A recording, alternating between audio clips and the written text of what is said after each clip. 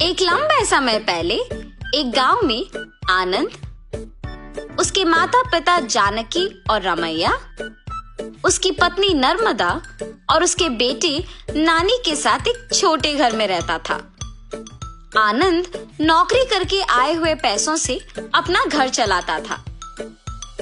जानकी उसकी बहू नर्मदा से सारे काम करवाती थी और उसे हमेशा ताने मार मार के दुखी करती थी, मगर नर्मदा उसे कुछ ना कह के चुप बैठती थी। ऐसे कुछ साल बाद आनंद अपने नौकरी से कमाए पैसों को बचा बचा के एक बड़ा नया घर खरीदता है। आनंद के खरीदे हुए नए घर में बहुत समय से एक भूत रहती थी। ये बात आनंद को नहीं पता था और इसीलिए वो घर खरीदता है और उसके आसपास खाली रहने के कारण दिखने में बहुत शांत सा माहौल था और जानकी में कोई बदलाव नहीं आया। नए घर में जाने के पहले ही दिन नर्मदा की गलती के बिना ही उसे ताने मारती है। दुखी होकर नर्मदा बिना कुछ खाए और सोए अपने कमरे में जाकर रोती रहती है। तब उस घर में मौजूद भूत नर्मदा को रोते हुए देख उसके पास आती है। बगल में परछाई को देख नर्मदा तुरंत खड़े हो जाती है। तब वो भूत नर्मदा के सामने आके खड़े हो जाती है। उसके चेहरे पे घाव, खुले बाल देख के नर्मदा डर जाती है। बाप रे, भूत भूत! डरो मत, मैं तुम्हें कुछ नहीं करूंगी। तुम हमारे घर में क्यों आई हो? तुम लोग ही मेरे घर आए। ये तुम्हारा घर है? हाँ, ये मेरा घर है। इसी में मैं मर गई। मेरे मरने के बाद ही तुम लोग यहाँ आए। ऐसे कह के अचानक नर्मदा में घुस जाती है। हा हा हा!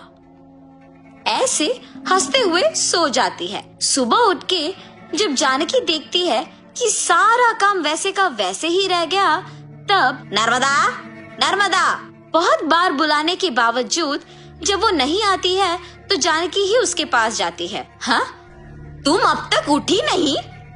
नर्मदा नर्मदा उठो! जानकी पास आके बुलाने पर नर्मदा जाग उठती है। उसकी आंखें बहुत लाल और डरावना दिखने के बावजूद जानकी उस पर ज्यादा ध्यान नहीं देती है। उठ गई? जाओ, जाके सारा काम करके चाय बना के लाओ। मेरे ही सामने जोर से बात करके मुझे काम करने के लिए कह रही हो? ये कह के उसका हाथ जोर से पकड़ लेती है। नहीं, तुम कुछ मत करो। आज से सारा काम मैं ही करूंगी, मुझे छोड़ दो। जाओ, जाके सारा काम करो। ठीक है, ठीक है। ऐसे कह के जल्दी से सारे काम खत्म करती है। ये क्या सच में मेरी बहू है? इसके मुंह से कभी एक लफ्ज भी नहीं निकला और आज ये मुझसे सारा काम करवा रही है। तुरंत ये सब मुझे अपने बेटे को बताना होगा। और ऐसे अपने बेटे को सब सच बताती है। तब वो कहता है, जितना भी गुस्सा क्यों ना हो, ऐसे तो नहीं कहते हैं माँ। आप अगर उससे अच्छे से पेश आएंगे तो वो भी अच्छा ही रहेगी। उसके बारे में क्या मुझे नहीं पता? उसके बेटे का ऐसे बात करने पर जानकी कुछ नहीं कहती है और अपनी बहू से डरने के कारण वो सारे काम खुद ही करती है। नर्मदा, नए घर खरीदने की खुशी में मैं अपने कुछ दोस्तों को घर बुला रहा हूँ। सारी चीजों का तुम्हें ही ध्यान रखना होगा। ऐसे बोल के चला जाता है। नर्मदा कुछ बात किए बिना खड़े रहती है। उसके बगल में खड़े जानकी के पास जाके वो कहती है, तुम्हारे बेटे की बातें सुनी है ना तुमने? सारी तैयारी तुम्हें ही करना होगा। ऐसे जोर से कहती है। अगले दिन आनंद दोपहर को अपने दोस्तों को घर ले आता है। नर्मदा, तुमने सारी तैयारी कर ली ना? हाँ जी। और ऐसे सबको खाना परोसती है और सभी हंसते हुए बातें करते रहते हैं। सभी व्यंजन स्वादिष्ट है भाभी जी। हाँ, मेरी पत्नी के हाथों में जादू है। आनंद, तुम्हारा घर भी बहुत खूबसूरत है यार। चारों ओर खाली और शांत है। इस घर को देखते ही पसंद आ गया मुझे, इसीलिए इसे बचाए हुए सारे पैसों से खरीदा हूँ। अब इस घर का मालिक मैं हूँ। ऐसे आनंद कहता है। ये सुनते ही नर्मदा तुरंत भूत बनके अजीब आवाजें बनाती है। उसका सिर नीचे झुका रहता है और अजीब आवाजें आने के कारण सभी उसी को देखते हैं। नर्मदा, क्या हुआ तुम्हें? नर्मदा अचानक अपना सिर ऊपर करती है और क्या इस घर का मालिक तुम हो? मैं हूँ इस घर की मालकिन। ऐसे उसे घूरने पर आनंद अचानक हवा में ऊपर उड़ने लगता है। नहीं, ये तुम्हारा ही घर है, मुझे छोड़ दो। ऐसे कहने पर आनंद को नीचे छोड़ देती है। ये सब देख के घर के सारे मेहमान भूत भूत कह के वहाँ से भाग जाते हैं। नर्मदा जैसे उसे कुछ पता नहीं है अपने कमरे में जाके सो जाती है। आनंद, कम से कम अब मेरी बातों का यकीन करोगे तुम?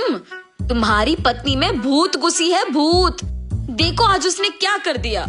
हाँ माँ, अब हम क्या करें? एक मांत्रिक को बुलवाना ही पड़ेगा। हाँ ठीक है माँ, कल उसी के पास जाएंगे। और ऐसे जब सब बैठे हुए थे, नर्मदा आती है और सभी डर जाते हैं। तब उन्हें देख कहती है, क्यों सब मुझे देख के डर रहे हैं? क्या हुआ तुम सबको? कुछ नहीं। अब आप तो कुछ भी कर सकते हो ना। क्या करना है मुझे? मैं जो बोलूँगा तुम नहीं कर पाओगी। मैं नहीं कर पाऊंगी? पहले बोलो। अच्छा, क्या तुम इस बोतल के अंदर घुस के वापस बाहर आ सकती हो? इतना ही, और मैं ये नहीं कर पाऊंगी? देखो। ऐसे बिना कुछ सोचे समझे नर्मदा में घुसी आत्मा अचानक उस बोतल में घुस जाती है और तुरंत जानकी उस बोतल का ढक्कन बंद कर देती है। भूत को मैंने इस बोतल के अंदर बंद किया है, अब इसे गांव के अंत में फेंक के आना होगा। और ऐसे उस बोतल को गांव के एकदम अंत में फेंक के आ जाती है। तब से जानकी अपनी गलती सुधार के अपनी बहू को ताने मारना बंद कर देती है। भूत के चले जाने पर सभी उनके नए घर में खुशी से जीते हैं।